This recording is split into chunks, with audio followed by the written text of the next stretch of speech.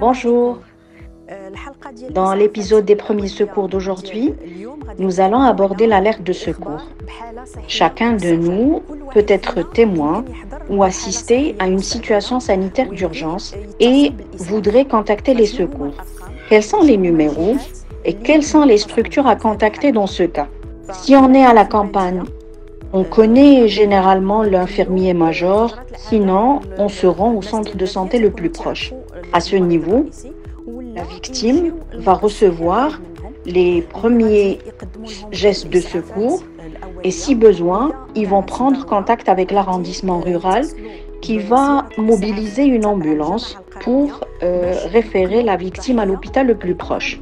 Si on est en ville, soit on appelle la protection civile sur le numéro 15, sinon, si possible, une ambulance privée et pour cela, vous n'allez qu'à chercher sur le net les numéros des ambulances en fonction de chaque ville. Maintenant, en cas d'accident de la voie publique, là, si je suis en ville, j'appelle la police au numéro 19 et en dehors de la ville, la gendarmerie, soit sur le numéro 17 ou le numéro 177. Qu'est-ce que je vais leur dire? D'abord, je me présente, je donne mon adresse, mon numéro de téléphone si on me le demande, le lieu de la victime et la nature de l'accident ou du malaise. Est-ce que cette personne est inconsciente?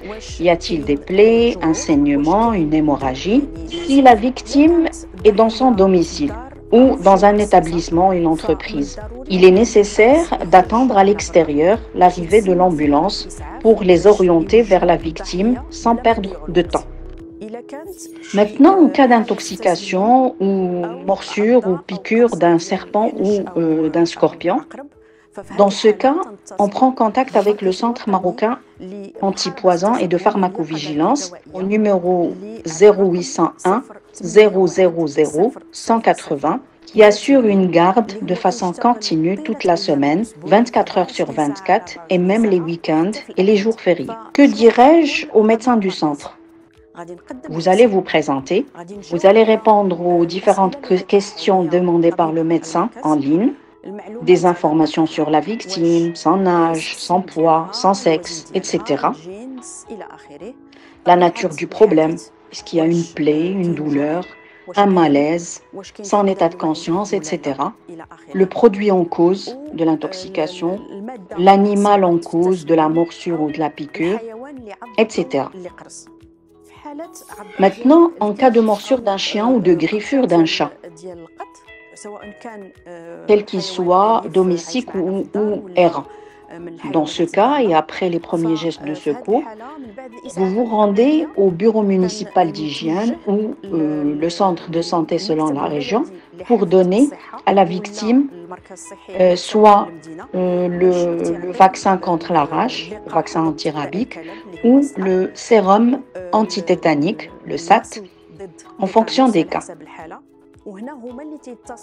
Et à ce moment-là, c'est à eux de contacter les structures concernées pour surveiller l'animal. Et s'il s'agit d'un animal domestique, on l'emmène chez le vétérinaire.